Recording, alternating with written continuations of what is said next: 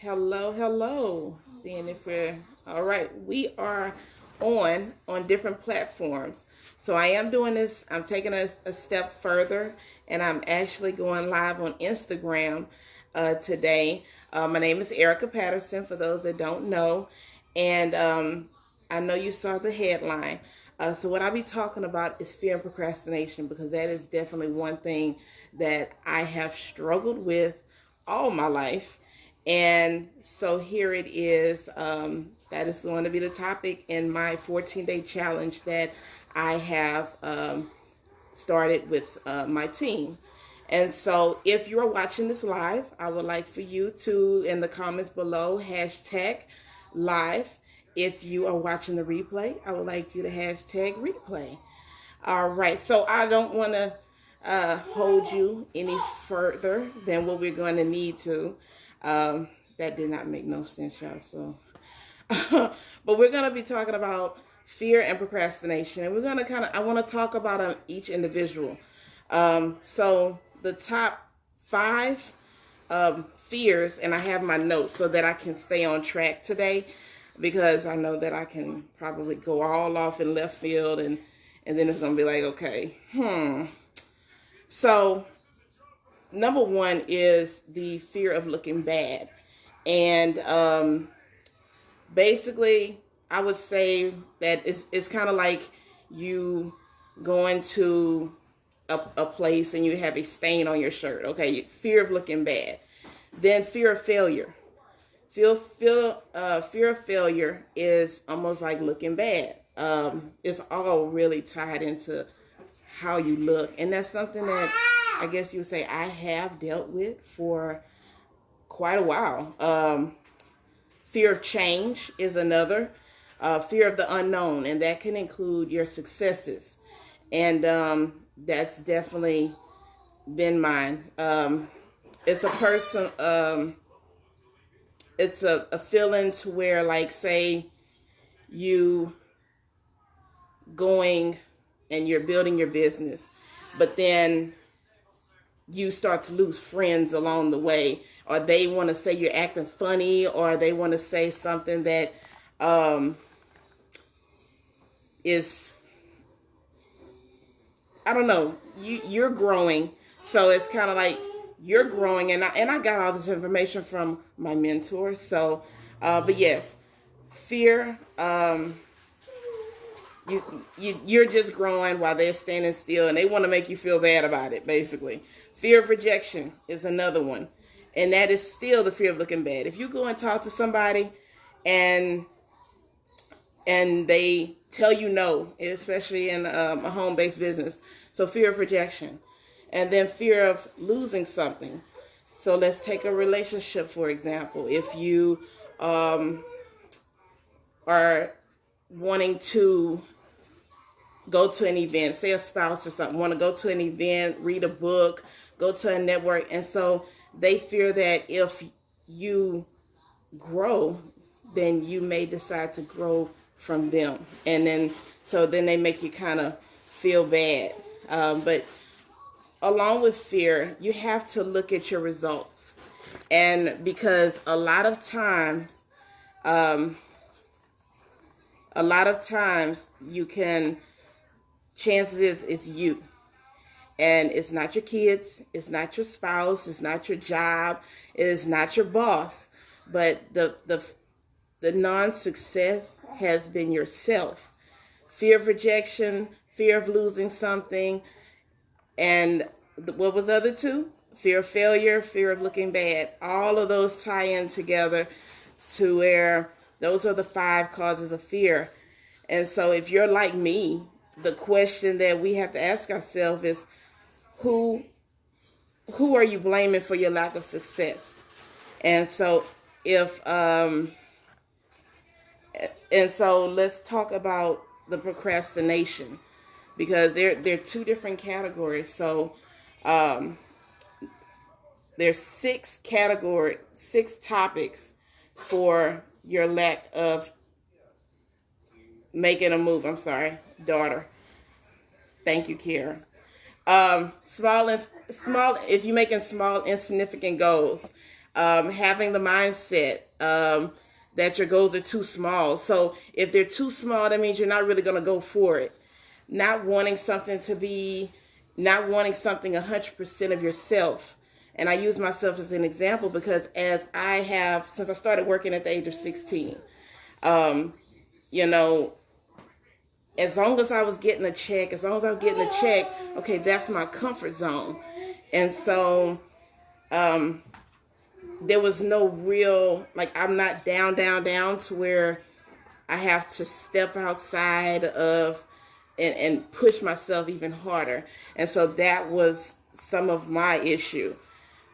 A lot of people complain about being sick and tired.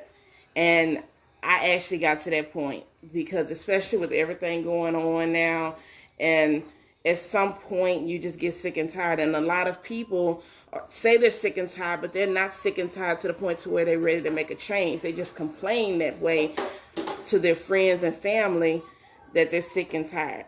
My mentor has shared something that a reverend had once said, was that pain pushes you until vision pulls you. And so I would say for me, pain has honestly been pushing me for years. And so I was constantly in a fear and procrastination mode, afraid of looking bad or someone being judgmental of what I was doing.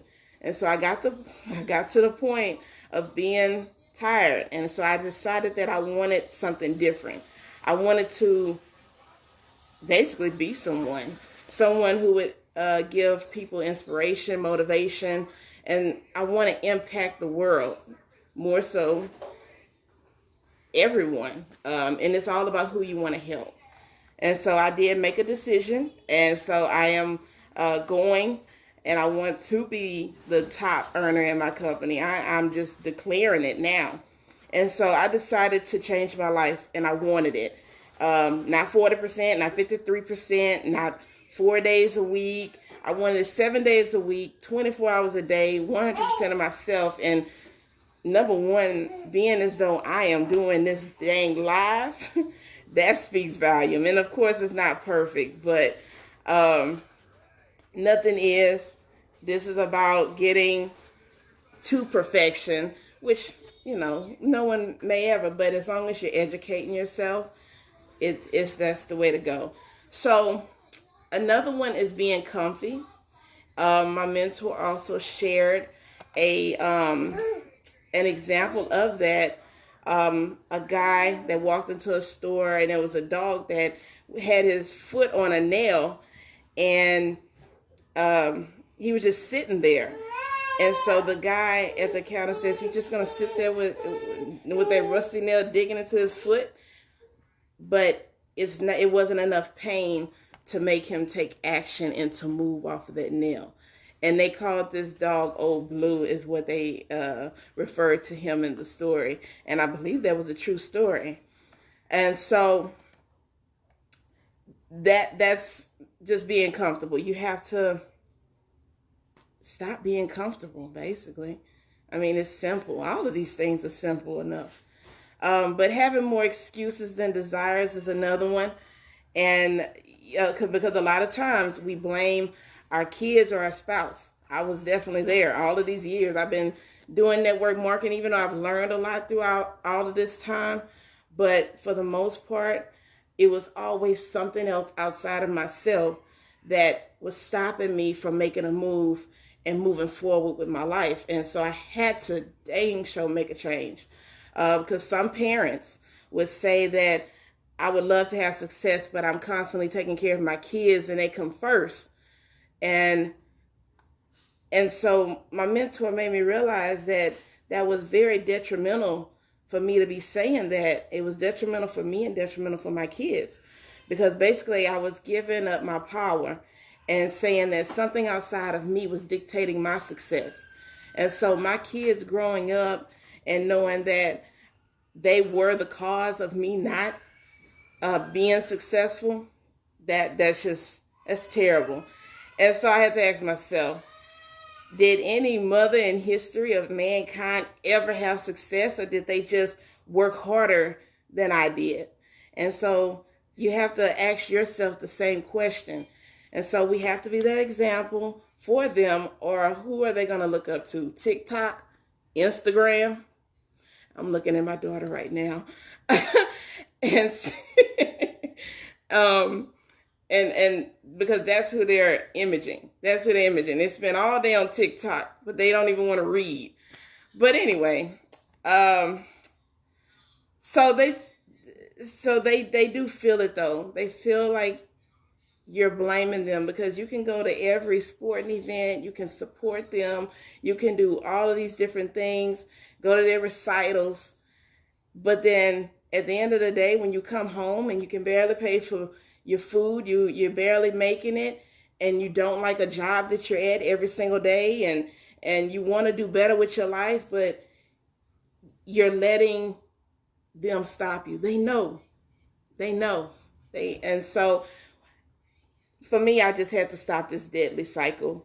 And so I had to understand that my temporary circumstances or my past does not dictate my future. So I had to stop thinking like that. It was not serving me any good. And so let me stay on topic. Let me.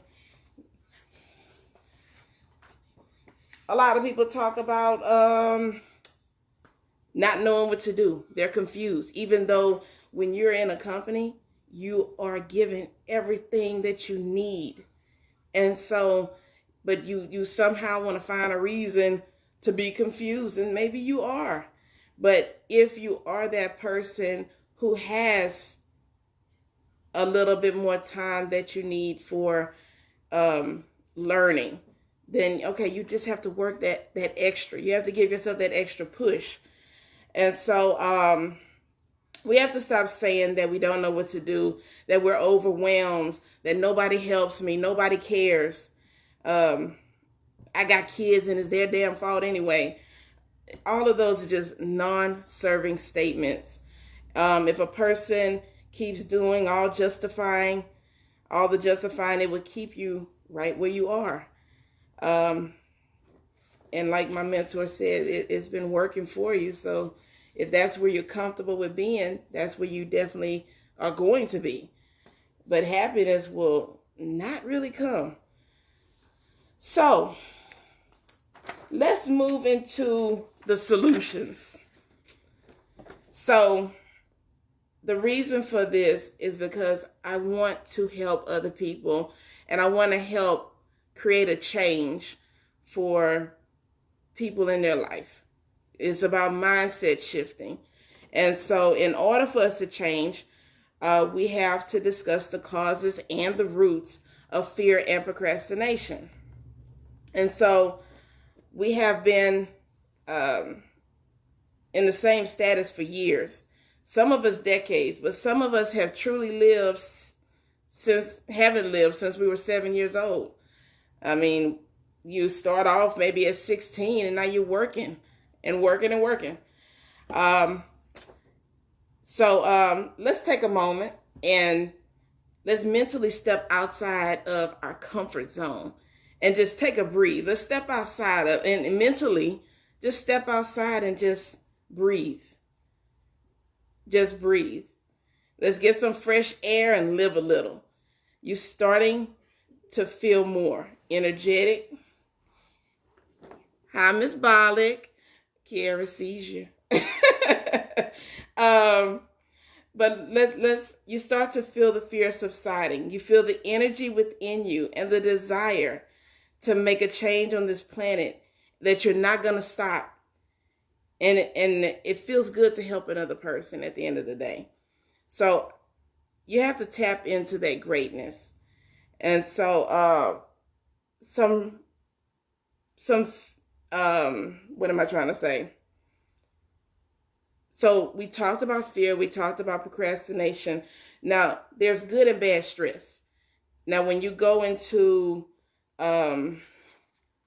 like, let's use an example. You go out on a date. So if you go on a date, you're getting ready, that's good stress because you're going to have fun and everything like that. But say the date cancels. Now you're talking bad stress. And so it makes a person feel uncomfortable that the date was canceled. Now,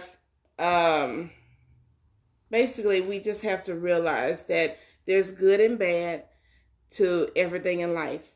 And we have to definitely know how to deal with it. And so the absence of fear does not get people to produce.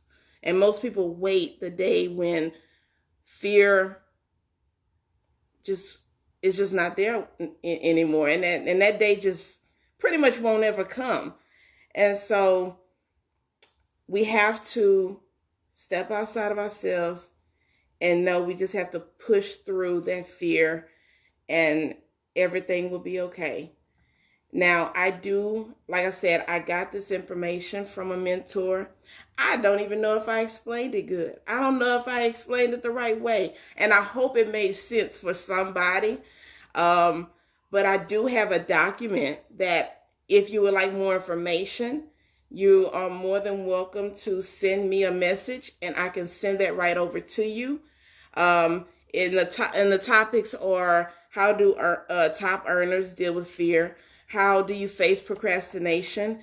There's also a message of hope that, and a couple of questions that would get you to thinking about how you can get past the fear and procrastination. And so that's about it for today. Again, if you got value from this, I would love for you to like, comment, and share. Thank you for watching on day 2 of my 14-day challenge. Anyway, have a great day, y'all.